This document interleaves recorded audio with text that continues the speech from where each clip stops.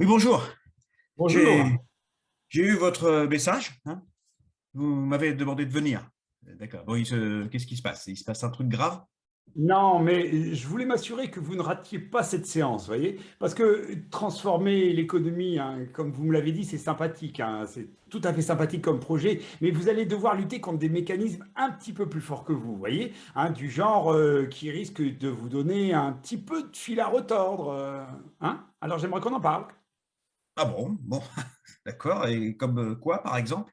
Ben oui, eh ben, qu'on parle un petit peu de l'inflation, si vous voulez bien.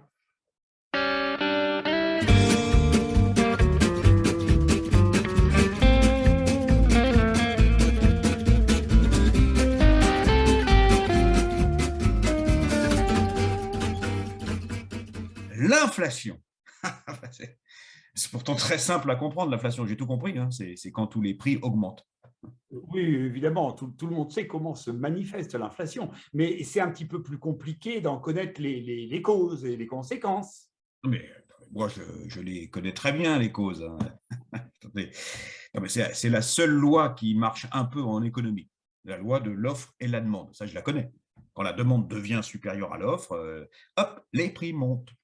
Et si les quantités demandées sont supérieures aux quantités offertes, et zou, les prix augmentent. C'est automatique. Et c'est pour ça que les périodes de croissance, donc, vous le savez, sont inflationnistes. De, de croissance. Mhm. Ah bon? Oui, oui, et Bah de mince. croissance. Mhm. Et c'est vrai que je n'avais pas vu ça comme ça. Parce que l'inflation, c'est pas un signe de crise économique. Ben, en fait, à petite dose, non, hein. Si tout va bien dans l'économie et si les revenus augmentent un peu plus vite que la production, on va observer ce qu'on nomme des tensions inflationnistes, hein, qui seront résolues par la hausse de l'offre, hein, si rien ne l'empêche. Bah donc, tout va bien. Tout va bien. Oui, c'était pas la peine de faire une tête d'enterrement la dernière fois, hein. Bon, on a fait le tour du sujet, non? Eh bien non, non, non, je ne crois pas. Non, non, non, non, parce qu'on a encore trois autres causes de l'inflation, hein, et qui, elles, peuvent provoquer des crises. Ah, Ah oui, oui. Et tout d'abord, il y a la création monétaire. oui, bah, par les banques, donc. Oui, par les banques, hein. Si la monnaie injectée dans l'économie est trop importante, ça va contribuer à la hausse des prix. Non mais attendez, pourtant, vous avez dit qu'on fait énormément de création monétaire depuis 20 ans. Or, les prix ne sont pas trop envolés, enfin, jusqu'à présent. À cause de l'inflation par les coûts, qui est la troisième explication. Une grande partie des prix dépendent des coûts de production. Et vous comprenez bien pourquoi, en fait.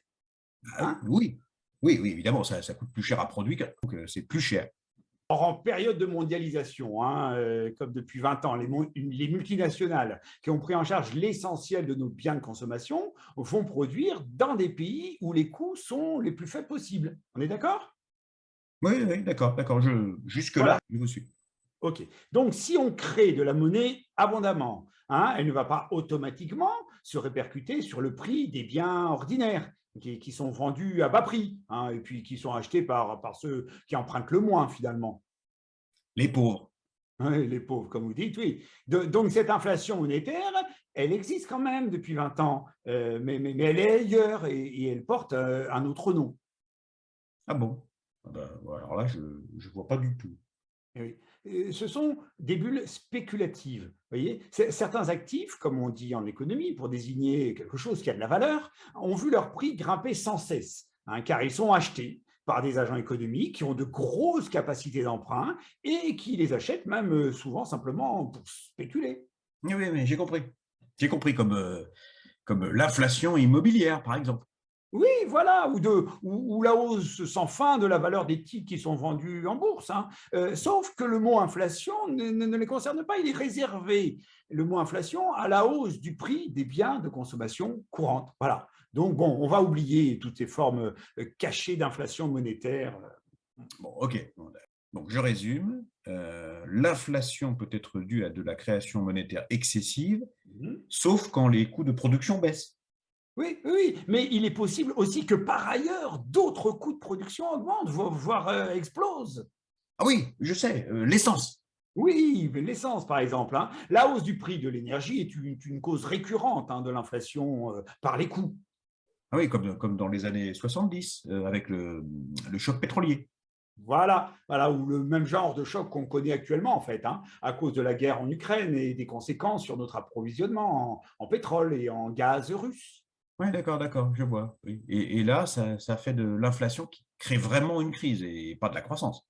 Vous avez compris. Voilà. Et cette inflation-là, hein, cette inflation peut être très difficile, voire impossible à maîtriser. Et il y a une autre chose, en fait, essentielle que vous devez comprendre. Ah bon? Et Oui, laquelle? oui. Oui, c'est que l'inflation est une perturbation monétaire. Elle crée une baisse de la valeur de la monnaie. Mais les prix montent, mais la monnaie baisse. Et oui, c'est ça, c'est ça. Et c'est très facile à comprendre, hein. Regardez, par exemple, si une baguette de pain vaut 1 euro, dites-moi combien vaut 1 euro en baguette de pain. 1 euro vaut une baguette. Bravo, c'est ça, hein, voilà. Et si le prix du pain augmente, hein, et que maintenant la baguette vaut 2 euros, combien est-ce que vous achetez de pain maintenant avec 1 euro? J'achète une demi-baguette. Et voilà, voilà, vous voyez bien que la hausse du prix du pain signifie que la monnaie, en fait, a perdu de son pouvoir d'achat. Donc, elle a perdu de sa valeur. Ouais, d'accord, je vois, en effet. D'où il découle une quatrième cause de l'inflation, qui est la perte de la valeur externe de la monnaie. Qu'est-ce que c'est que ce truc? La Oui, perte de c'est la le valeur fait. externe. Oui, la valeur externe. C'est le fait que notre monnaie pourrait perdre de sa valeur contre une autre monnaie, le dollar par exemple, hein. Du coup, il faudrait plus d'euros pour acheter toutes les choses qui sont vendues en dollars. Et comme du pétrole, par exemple. Exactement, comme du pétrole. Dans ce cas, on parle d'inflation importée qui viendrait aggraver l'inflation par les coûts si le prix de ce qu'on paye en dollars était déjà à la hausse. Waouh, Eh oui. d'accord. Ça donne un peu le vertige, votre truc, là. Mhm. Du coup, on peut faire quoi contre ce genre d'inflation qui vient de partout? Donner des chèques aux gens? Ah ben non, donner des chèques aux gens, vous rendez juste l'inflation supportable pendant un petit moment, tout en vidant bien les caisses de l'État, mais vous ne réduisez absolument pas l'inflation, non, non. Voilà, sauf si on impose à mort ceux qui profitent de l'inflation. Oui, pourquoi pas, mais vous allez voir, ils ne sont pas très faciles à identifier, hein. Il y a toujours des producteurs qui répercutent un peu plus que nécessaire la hausse de leurs coûts sur leur prix de vente, hein. Et ils le font parce que tout le monde le fait, finalement, et que le processus est difficile à stopper. L'inflation, c'est un phénomène auto-entretenu. Tout le monde, en situation d'inflation, adopte des comportements inflationnistes. Ah bon, tout le monde. Et comme quoi, par exemple? Ben oui, comme le fait de précipiter ses dépenses par crainte que plus tard, ça sera plus cher. Ah oui, d'accord, je vois. Ouais. Du coup, on en revient à ma première explication de l'inflation. C'est ça. Si tout le monde veut acheter vite avant que les prix soient trop élevés, la demande devient supérieure à l'offre et les prix grimpent. Et on crée ce qu'on redoutait le plus, en fait. Et oui, c'est ce qu'on nomme une prophétie auto-réalisatrice en économie. Bon, ouais. Et alors, faut faire quoi pour stopper l'inflation? Ben, il faut fermer les robinets. Les robinets, mais quels robinets?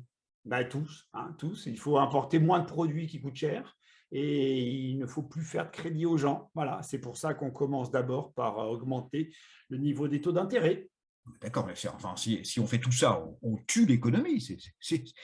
On est Oui, d'accord. enfin, pour un temps, jusqu'à ce que ceux qui vendaient cher ne vendent plus assez, hein. Certains font faillite, malheureusement, et puis les autres seront contraints, au final, par baisser leur prix. Non, mais attendez, j'ai une idée. Si on laissait faire, en fait, ce serait si grave que ça, l'inflation? Non, pas forcément, hein, mais disons que ça dépend pour qui, en fait, hein. Et puis, ça dépend surtout de l'évolution d'un dernier prix. Un dernier prix? Oui, un D'accord, et prix lequel? essentiel, oui. Le prix du travail, c'est-à-dire les salaires. S'ils augmentent en même temps que le prix des biens, bah, tout ça n'est pas si grave. Voilà, voilà. Augmentons les salaires. Bah oui, sauf que c'est pas sûr que ce soit si simple, en fait, hein, parce qu'alors vous pousserez les entreprises à augmenter leurs prix, hein, pour ne pas réduire leurs marges, hein, et par conséquent, bah, si les prix augmentent encore, ben, il faudra, Augmenter les salaires. ben voilà, et vous êtes piégé. Mais alors, on fait quoi? Eh bien, on fait de l'économie politique, mon cher monsieur, hein. Vous choisissez le moindre mal et vous agissez. Et vite, hein, si vous voulez éviter le mécontentement populaire. D'accord. D'accord, oui. Bon, bah, écoutez, je vais revoir tout ça tranquillement. C'est pas si simple, en fait, votre affaire. Pas si simple, mais simple. Mais alors, qui a bien pu vous faire croire que l'économie était une chose simple? Alors ça, en tout cas, ça n'est pas moi.